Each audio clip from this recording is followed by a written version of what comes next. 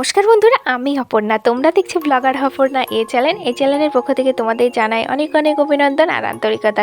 তোমরা কেমন আছো? আশা করি তোমরা ভালোই আছো আর আমিও বেশ আছি। আর আশা রাখছি ব্লগটি ভালো লাগবে।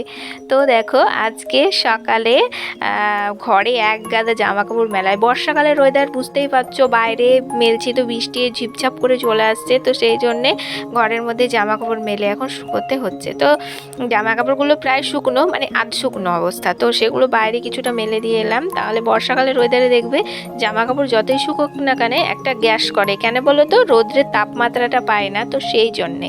তো যাই হোক, একটু বাইরে দিয়ে এসছি, পরে তুলে নিয়ে আসবো। আর তারপরে এসছি এই জায়গাটা পরিষ্কার করতে। সেদিনকে ঘর ক্লিনিং করেছি, কিন্তু এই জায়গাটা কিন্তু আমার ক্লিনিং করা হয়নি। তো এই জায়গাটা খুব মাকড়সার ঝুল যেমন পড়েছিল, ধুলোও পড়েছিল। তো ভালো করে এখন ক্লিন করে নিচ্ছি। মাঝে মধ্যে যদি এরকম না দেখা হয় না, তাহলে পোকামাকড়ের বাড়িঘর হয়ে যাবে। এমনিতেই পিঁপড়ের বাড়িঘর হয়ে গেছে, খাবার রেখে খাবার শান্তি মতো রাখতে পারছি না। তাহলে বুঝতে পারছো কী অবস্থা। তো যাই হোক, সব কিছু পাই টু পাই পরিষ্কার করে গুছিয়ে আবার জায়গাটা মুছিয়ে কেরোসিন দিয়ে ভালো করে মুছেছি। মুছে এখন বাসনগুলো গুছিয়ে রেখে দিলাম। আর যেই কৌটোগুলোতে ধুলো পড়েছিল সেগুলোও কিন্তু মুছে নিয়েছি, নিয়ে একদম গুছিয়ে রেখে দিলাম। তো দেখো, এই হচ্ছে এখনকার গুছানির অবস্থা। তারপরে এই যে ভাতটা বসিয়ে দিচ্ছি। ভাত না বসালে হবে? তো যাই হোক, 8টা বেজে গেছে, তাই দুদিকে চাপিয়ে দিচ্ছি, কারণ দেরি হয়ে যাচ্ছে। আবার ওইদিকে ডাস্টিংয়েরও ব্যাপার আছে, আবার মেয়ে স্কুল যাওয়ারও ব্যাপার আছে। তো সব দিকে তাল মিলিয়ে একটু দুই দিকে বসালে মনে হয় আমার সুবিধা। তো যাই হোক, একদিকে ভাত, একদিকে কাঁকরোল আলু ভাজাটা করে নিচ্ছি। এটা না কালকের কাঁকরোল আলু কাটা ছিল, তো সেটা করে নিই। অনেকগুলো কালকে পদ হয়েছিল, তো ঝুড়িতে করে রেখে দিয়েছিলাম, তো দিব্যি সুন্দর কিন্তু ছিল। আমি আবার ভাবছিলাম নষ্ট না হয়ে যায়, তারপরে ভাবলাম একটু রিস্ক নিয়েই দেখি কেমন পর্যায়ে থাকে। তো যাই হোক, ভালো ছিল। আর তারপরে দেখো, কালকে রাত্রে হাজব্যান্ড নিয়ে এসেছিলো পটল আর এই যে কলা, তো এগুলো একটু দেখিয়ে দিলাম বাজারের মধ্যে। আর এই যে ছোলা ভিজিয়ে রেখেছি, এটা আমার ব্রেকফাস্ট হবে। আর এই যে এখন পটলগুলো ছিলে নিচ্ছি, কারণ পটল আলু পেঁপে দিয়ে একটা তরকারি করব, তো তাই আর কি। আর আমার গাছের পেঁপে, তো পেঁপেগুলোর ভেতরের অবস্থাটা কীরকম একটা হয়ে যাচ্ছে। তো কেন যে এরকম হচ্ছে, যেমন ভগবান মানুষের চারিদিকে এটা ওটা সেটা হাড্ডা মাড্ডা হচ্ছে, ঠিক সেরকম সবজির ক্ষেত্রেও কিন্তু হচ্ছে। তো যাই হোক, আমি উচ্চারণ করলাম না, উচ্চারণ করতেও চাই না ওই শব্দগুলো, খুব ভয়ঙ্কর শব্দ। তো দেখো, এখন পেঁপেটা ভালো করে ছিলে নিলাম। আর এই যে পেঁপের ভেতরটা ঠিক এরকম অবস্থা, তো সেই জন্য একটু ভালো করে ছিলে নিচ্ছি। আর এদিকে মশার কামড় খাচ্ছি আর ভয়েসটা দিচ্ছি, কারণ ওই যে ফ্যান বন্ধ করে ভয়েসটা দেওয়ার ব্যাপার থাকে, নাহলে প্রচণ্ড পরিমাণে ফ্যানের আওয়াজ চলে আসবে। তো যাই হোক, এদিকে ভাতটা হয়ে গেছে, অনেকক্ষণ কিন্তু টাইম লেগেছে এদিক ওদিক গুছাতে। তোমরা কিন্তু দেখছো তাড়াতাড়ি, কিন্তু তাড়াতাড়ি না, অনেকটাই সময় লেগেছে, আর আমার খুব দেরি হয়। তো যাই হোক, দেখো এখন পটল ভাজার জন্য পটল কেটেছি, আর পেঁপে আলু পটলের তরকারি করব তার জন্য। আর ওইদিকে তো কাঁকরোল ভাজা হয়েই এসছে। তো এই যে সবজিগুলো দেখিয়ে দিলাম। এইদিকে পটলে নুন হলুদটা মাখিয়ে নিচ্ছি। চিনিটা মাখালাম না, চিনি দিয়ে মাখালে কিন্তু পটল ভাজা খেতে ভালো লাগে, কিন্তু কি হয় বলো তো, তেলটা পুরো একদম কালো হয়ে যায়। সেই তেলে তরকারি করলে একদম ভালো লাগে না, বা সেই তেলটা ফেলেও দিতে পারি না, কারণ কেনা, সব কিছুই কেনা। কেনা না হলেও নষ্ট কেন করব বলো তো? নষ্ট করা তো ভালো না, নষ্ট করলে লক্ষ্মী দেবী অসন্তুষ্ট হয়। তো যাই হোক, সেই জন্যে চিনি দিইনি, এ নুন হলুদ দিয়েই বলতে পারো পটলগুলো ভেজে নিয়েছি। আর পটলগুলো 2 রাউন্ডে ভেজেছি, মানে দুবারে, ওই অল্প তেল, সেই জন্য দুবারে। একবারে দিলে হয়ে যেত, কিন্তু করিনি। ওইভাবে পটল ভাজা খেতে একদম ভালো লাগে না। তো যাই হোক, দেখো এখন পেঁপে আলুর তরকারিটা বসিয়ে দিলাম, কাঁচা লঙ্কা কালো জিরে ফোড়ন দিয়ে। আর এখন এসছি ঘরটা ক্লিনিং করতে, মানে বেডরুমটা। আমার তো 2টো রুম, একটা বেডরুম একটা কিচেন কাম বেডরুম, তো সেই জন্যে এখন রান্না বসিয়ে এলাম বেডরুমটা ক্লিন করতে। আর ওইদিকে ছেলেকে ভুগিয়ে ভাগিয়ে কাজ করে নিচ্ছে, দেখছো। আমি আসবো, আমার সাথে সাথে আমার ছেলেও আসবে। ওকে যত বলছি বাইরে যাও, যাচ্ছে না। তো ওকে দিয়ে একটু কাজ করালাম, তারপরে বললাম আমি ঝেড়ে নিই, তারপরে তুমি আসবা। তো সেই মতো ও কিন্তু বাইরে চলেও গেছিলো। তো এখন আমি পরিষ্কার করে নিচ্ছি।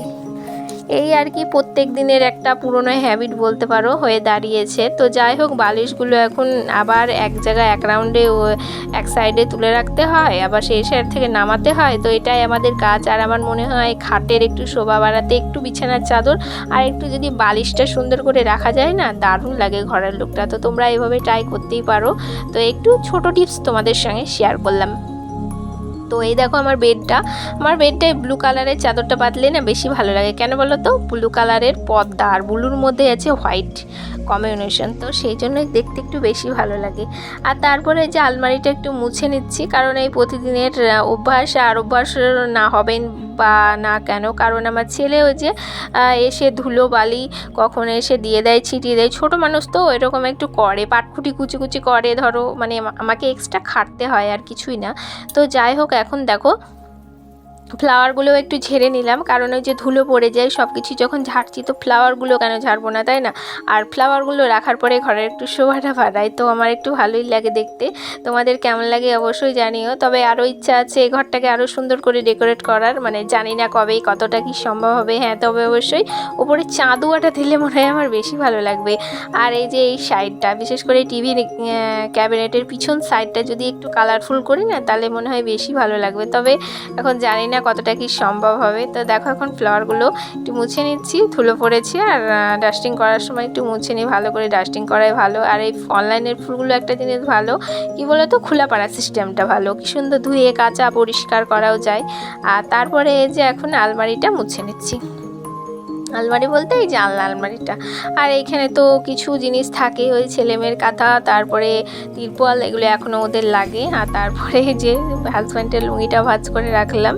আর তারপরে এখন জানালাটা খুলে দিচ্ছি। তোমরা তো জানো জানালা লাগিয়ে আমাকে বিছানাটা তুলতে হয়, কারণ ওই যে রোদ্রের তাপমাত্রাটা আসে, দেখতে ভালো লাগে না, ঝাঁক আসে।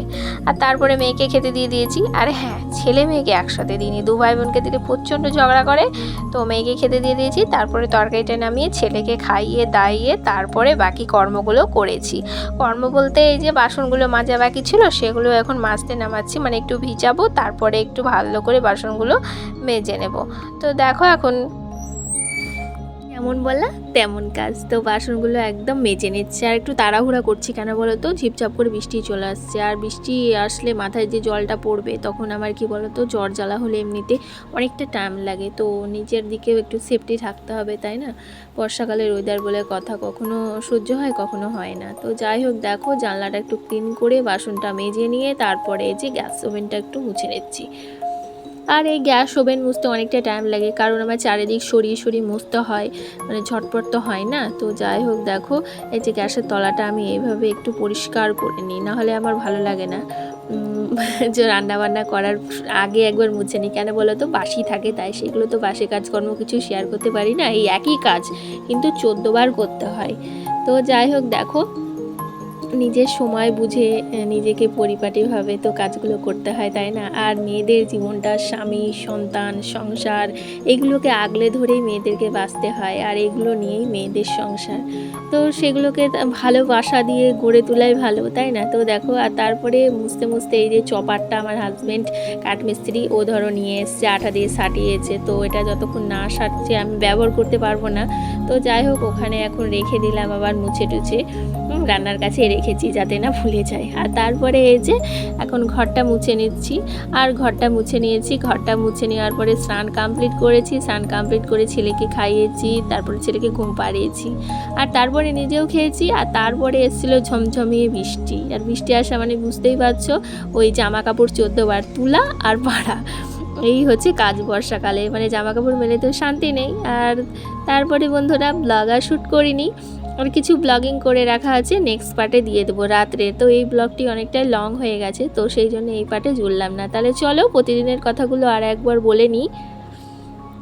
যারা যারা আমার ভিডিও দেখছো কিন্তু লাইক কমেন্ট শেয়ার সাবস্ক্রাইব কিছুই করা হয়ে ওঠে না, তারা প্লিজ একটা লাইক কমেন্ট শেয়ার এবং সাবস্ক্রাইব করে দিও, আর আমার পাশে থেকো আমার বন্ধু হয়ে। যারা যারা এই কাজগুলো করে রেখেছে অলরেডি আগে থেকে, তাদেরকে অসংখ্য ধন্যবাদ এবং বুক ভরা ভালোবাসা। তোমরা এইভাবেই আমার পাশে থেকো, আর সুন্দর কমেন্ট করে জানিও আমার ভিডিওর কোন জায়গাটা তোমাদের ভালো লাগেনি, তাতেও আমি কিন্তু খুশি হব, আর ভালো লাগলে অবশ্যই জানাবে।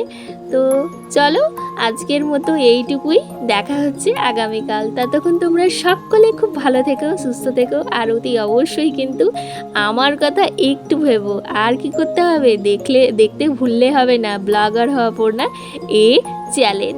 নমস্কার।